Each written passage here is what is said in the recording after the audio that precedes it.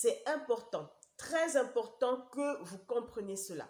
Là, je regarde bien la caméra. Parce que cette huile-là qui reste. Hello beautiful colleagues, j'espère que vous allez bien. Moi, je suis en super forme aujourd'hui et aujourd'hui, le bain d'huile n'aura plus de secret pour vous.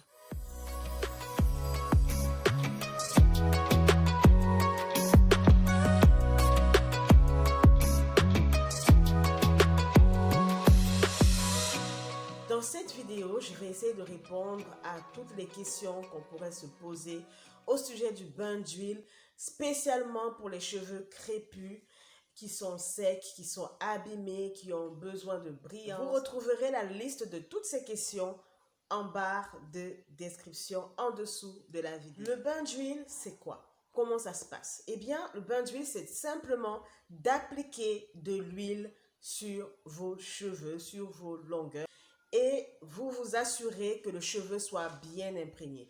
Maintenant, on parle de bain d'huile, mais ne vous méprenez pas. Il ne s'agit pas pour vous de prendre un seau ou de prendre une baignoire d'huile pour la mettre sur votre chevelure. Non, il ne s'agit pas de ça. Le terme bain est assez, j'ai envie de dire, exagéré. Mais il n'empêche qu'il faudrait que chaque cheveu soit imbibé d'huile. Là, j'utilise près de la moitié du verre, mais vraiment, c'est par rapport à ma chevelure. À vous d'adapter la quantité par rapport à votre chevelure. Après avoir appliqué votre huile, vous allez attacher un plastique sur la tête, en évitant bien sûr de le placer au niveau des cheveux de devant. Et vous le gardez sur votre tête pendant un certain nombre de temps. Nous reviendrons sur la durée tout à l'heure. Faut-il avoir les cheveux longs pour faire le bain d'huile? Non. Le bain d'huile, vous pouvez commencer même si vous avez des cheveux très courts. Vu que le cheveu est court, vous n'avez pas besoin d'en mettre beaucoup. Mais assurez-vous quand même que le cheveu est bien imprégné, parce que le bain d'huile va être pour nos cheveux un supplément par rapport au manque de sébum. D'accord? Donc, assurez-vous de le faire même quand vous avez des cheveux courts. Vous vous garantissez d'avoir des cheveux un peu plus volumineux ou un peu plus épaissis, un peu plus réparés, et donc qui se cassent beaucoup moins au fur et à mesure qu'ils grandissent. Que faut-il faire avant de mettre son bain d'huile sur ses cheveux? Vous devez, si vous avez des cheveux de certaine longueur et que vous pouvez arrêter avec des pinces, eh bien vous devez arrêter vos cheveux en section. C'est très important que vous procédiez par section. Pour des cheveux d'une certaine longueur, vous pouvez faire des vanilles.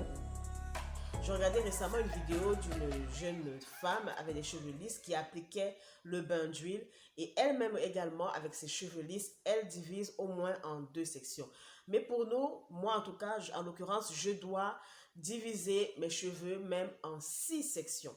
Si vous avez des cheveux beaucoup plus courts, vous n'avez vraiment pas besoin de faire des sections. Autre chose qui peut se faire avant de faire votre bain d'huile, à vous de voir, mais vous pouvez tiédir au bain-marie votre huile, d'accord, pour l'avoir à une température tiède ou bien à la température du corps humain, et ce qui va ainsi faciliter la pénétration dans le cheveu. En tout cas, moi, j'aime beaucoup appliquer mon bain d'huile qui a une température tiède. Et dernière chose qui est importante de se dire avant de commencer, dites-vous bien que vous devez commencer à appliquer votre bain d'huile à partir des cheveux du haut. Vos cheveux du haut sont ceux qui sont les plus exposés au vent, à la poussière, aux intempéries, au soleil.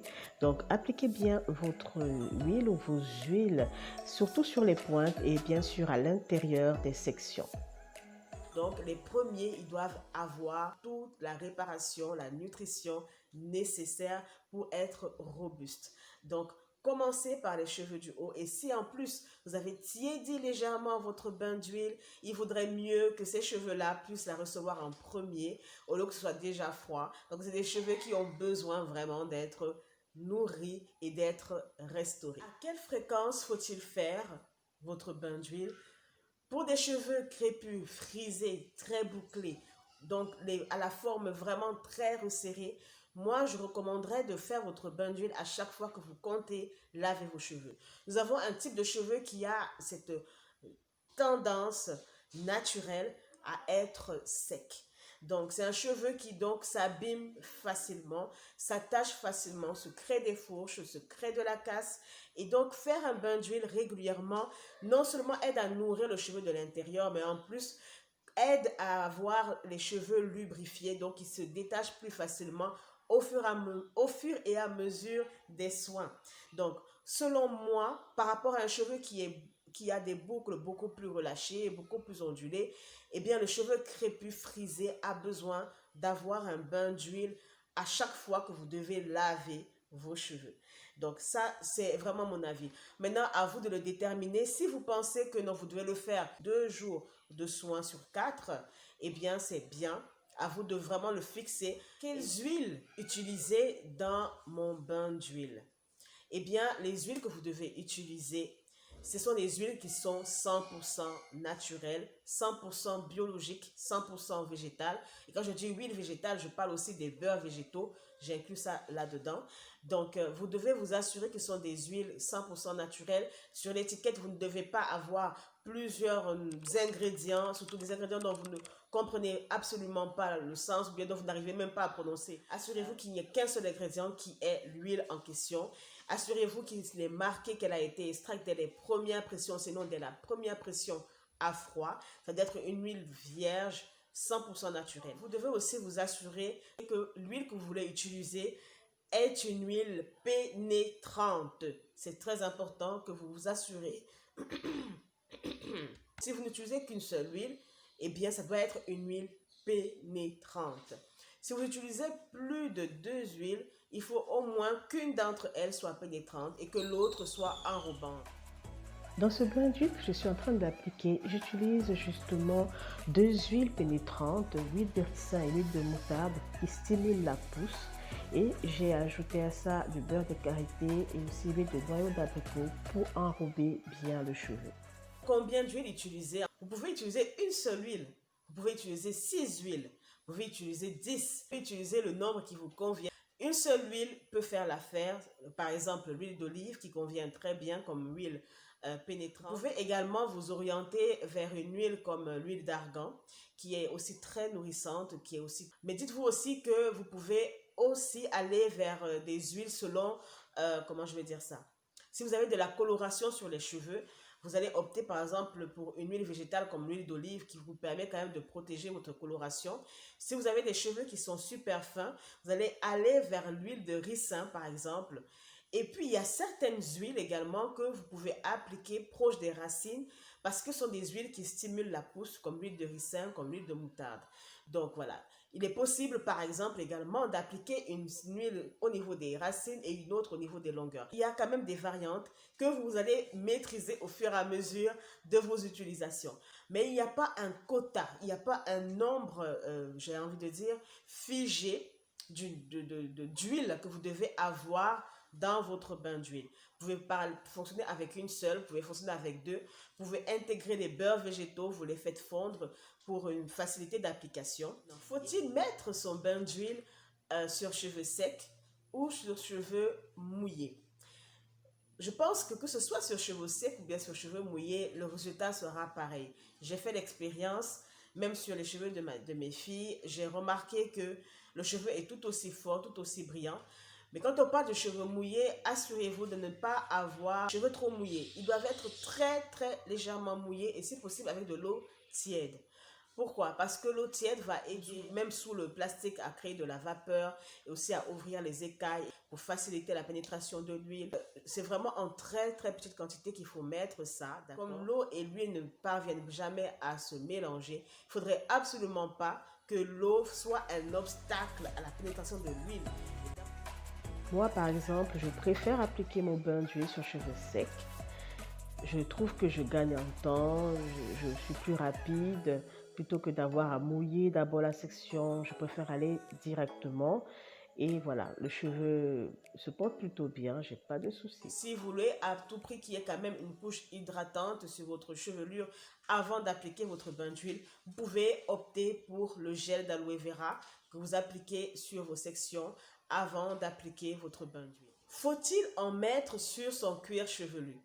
Eh bien, non. Il vaut mieux éviter au maximum d'en mettre sciemment. Parce que ça peut quand même s'écouler, toucher la peau de votre cuir chevelu. Là, c'est différent. Mais si vous en mettez sciemment sur votre cuir chevelu, ça va être un souci parce que le cuir chevelu a déjà son huile naturelle qui est le sébum.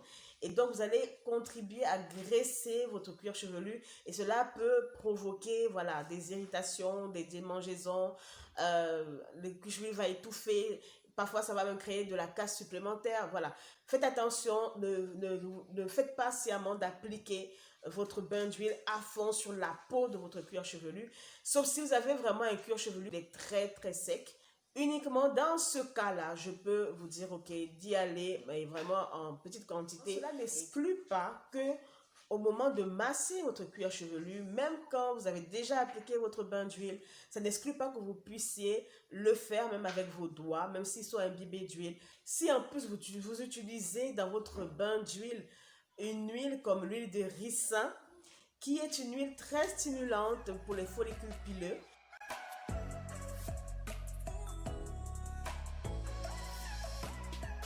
ça fait un grand bien. Combien de temps garder son bain d'huile sur la tête? Eh bien, pour nos cheveux qui sont naturellement secs, eh bien, moi, je pense que à partir du moment où c'est une huile végétale, biologique, 100% naturelle, sans ingrédients chimiques ajoutés, qui a été produite sans engrais, à partir du moment où vous avez cette qualité d'huile-là, moi, je vous dis, allez-y pour 3 heures de temps.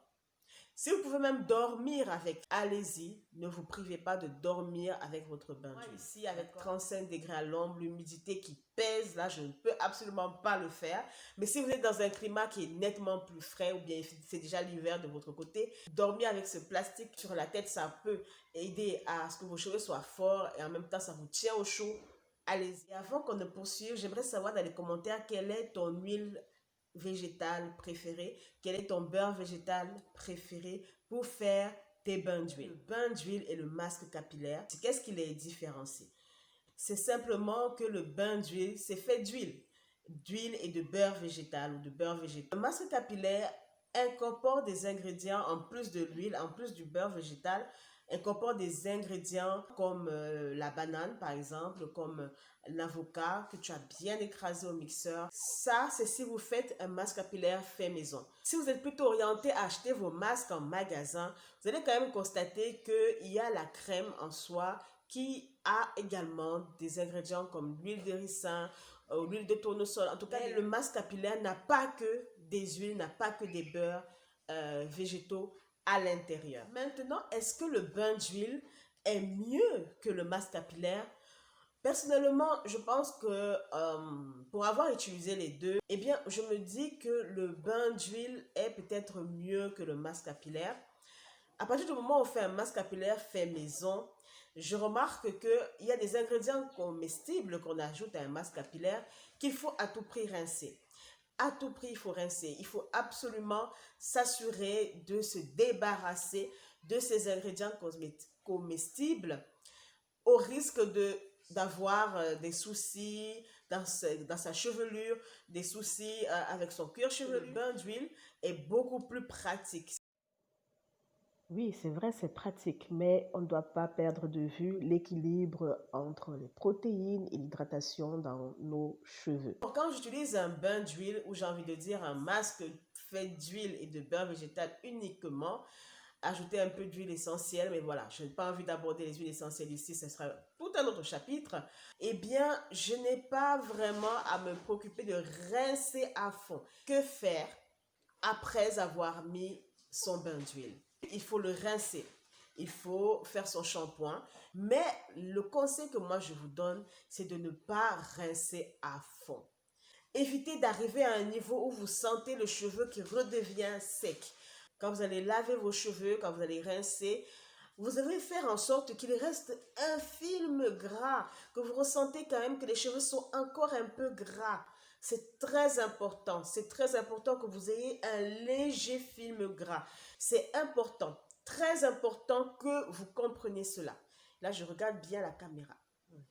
Pourquoi vous devez faire ça?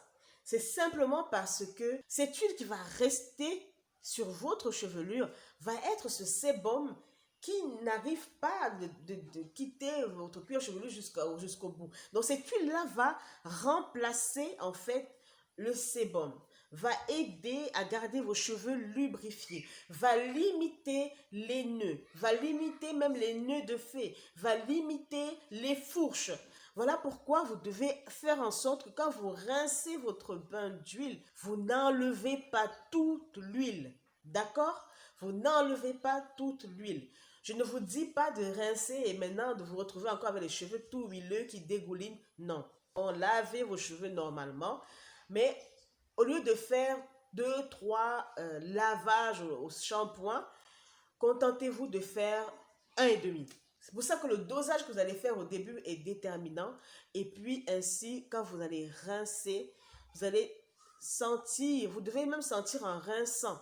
Si vous sentez qu'il y a encore de l'huile et que ce n'est pas non plus super gras, hein, parce que cette huile-là qui reste sera un peu comme votre sébum. S'il y a des questions que je n'ai pas évoquées ici dans cette vidéo, eh bien, n'hésitez pas de les poser et pourquoi pas d'y répondre. C'est-à-dire que si toi, tu poses la question, l'autre peut répondre dans les commentaires. Je serai ravie aussi d'apprendre de vous, ok?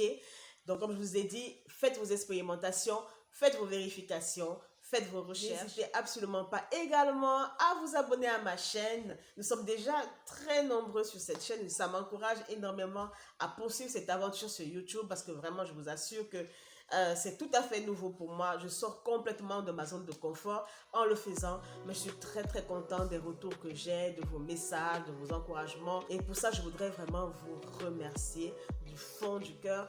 On se donne rendez-vous à la prochaine vidéo.